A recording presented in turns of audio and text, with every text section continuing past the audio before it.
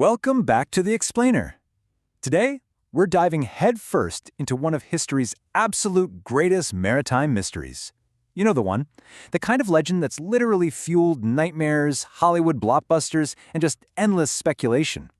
We're talking about a massive patch of ocean that's allegedly swallowed entire fleets, aircraft, and seasoned sailors without leaving a single trace. Picture this, okay? It's 1881. A ship called the Ellen Austin is crossing the vast Atlantic when they stumble upon another vessel, just drifting aimlessly in the fog. The sea is eerily calm. The captain sends a search party aboard, only to find the valuable cargo perfectly in place, but not a single human soul on board. No signs of struggle, nothing. So he puts his own experienced crew on this phantom ship to tow it back, but a violent storm hits. When the fog finally clears, the ship is gone.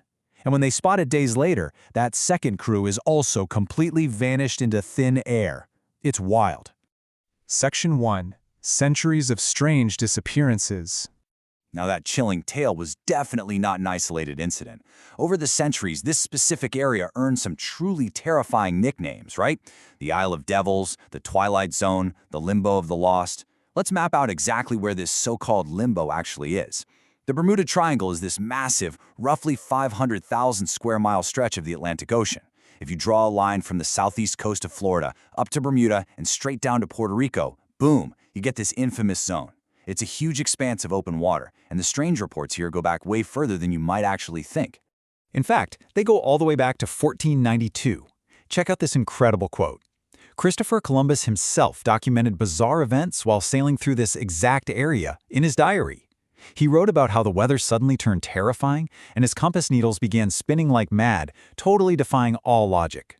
His crew saw strange lights on the horizon. They got stuck in these thick, inescapable traps of seaweed that literally felt like they were gripping the ships. And, most terrifyingly, they witnessed a huge ball of fire falling straight from the sky into the depths of the ocean.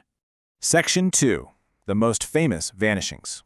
While Columbus obviously survived to tell the tale, but later travelers, yeah, they weren't so lucky. Fast forward to the 19th and 20th centuries, and the sheer volume of disappearances really cemented this region's deadly reputation on a global scale.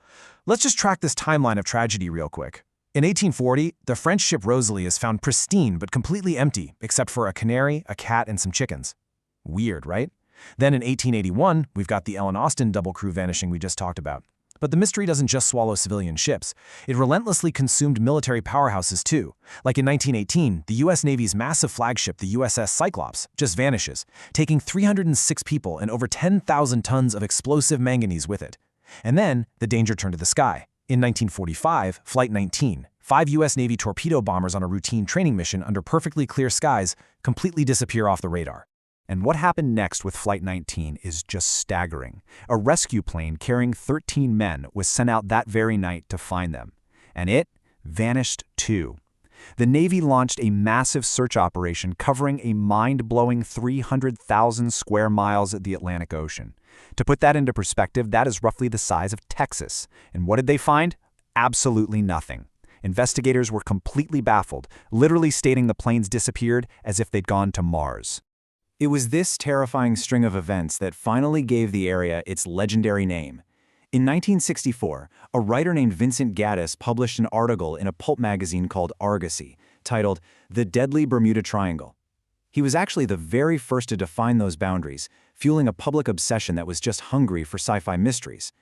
And this frenzy was later amplified massively by Charles Berlitz's 1974 bestseller, turning the triangle into an absolute global pop culture phenomenon. Section 3. Wormholes, Aliens, and Atlantis. You know, when we humans don't have immediate answers for terrifying events, our imaginations tend to run a little wild. Fear quickly turned into these bizarre sci-fi conspiracy theories. Some claimed there are interdimensional wormholes trapping ships in parallel universes. Others went old school, blaming gigantic sea monsters swallowing vessels whole. Then, of course, you've got secret alien abduction bases and UFO sightings. But my personal favorite, the idea that the lost city of Atlantis is resting at the bottom of the ocean and its ancient electromagnetic energy crystals are short-circuiting our modern navigation.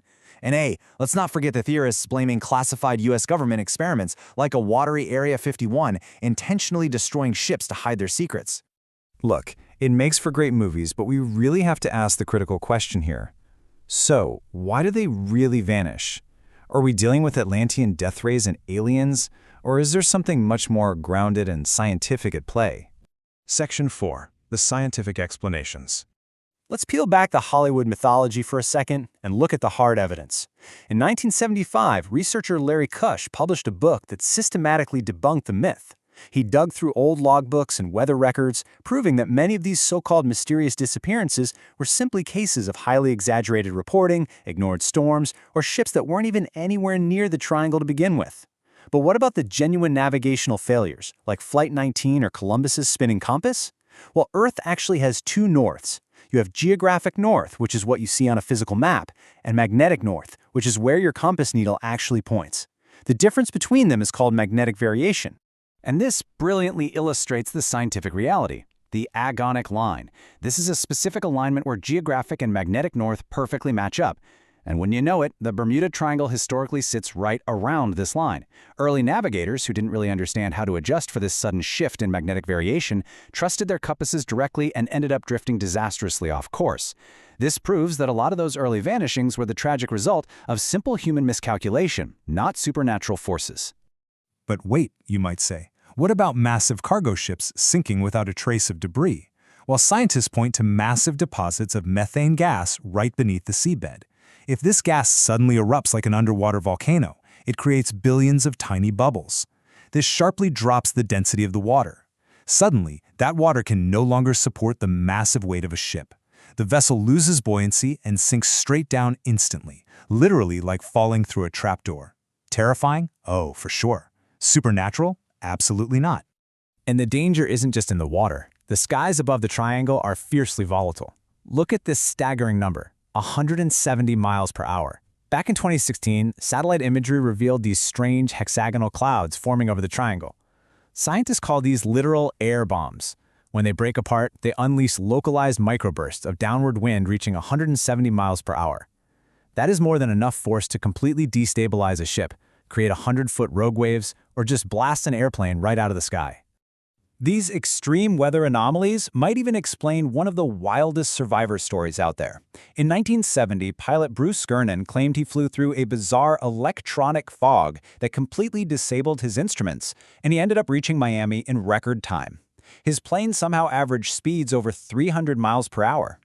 Honestly, extreme tailwinds and volatile meteorological phenomena trapped inside these strange cloud formations are the much more likely culprit for these incredibly fast, turbulent flights. Section 5. Deconstructing the myth. Because at the end of the day, numbers don't lie, and hard data completely deconstructs the legend of the triangle. When we compare the myth to the hard facts, the contrast is super eye-opening. The myth tells us this is a deadly, cursed, paranormal zone. But the fact, backed by the National Oceanic and Atmospheric Administration, is that accident rates in the Bermuda Triangle are no higher here than in any other heavily trafficked sea route across the globe. Yes, accidents happen in rough seas, but proportionally, it's entirely normal. But the crucial point is really this. Lloyd's of London, one of the world's major marine insurance companies, charges absolutely zero extra insurance premiums for ships crossing the Bermuda Triangle. Think about it. Insurance companies calculate risk and money for a living. If there were wormholes or sea monsters destroying valuable cargo, you better believe they'd be charging extra for it. The financial data alone absolutely shatters the myth. And hey, if we zoom out globally, the Bermuda Triangle isn't even unique. Check out the Dragon Triangle in the Pacific Ocean near Japan, or the Amarta region near India. Both of these zones sit at very similar latitudes to Bermuda, and both report similarly strange vanishings and severe weather anomalies. The only difference? They simply lack the Hollywood PR machine and decades of best-selling pulp novels to hype them up. Which brings us to a provocative question I want to leave you with today. Do we simply prefer terrifying legends over natural scientific phenomena? The Bermuda Triangle is this fascinating combination of extreme weather, complex ocean currents, and human error. But somehow, that's just not enough for us. We want the mystery.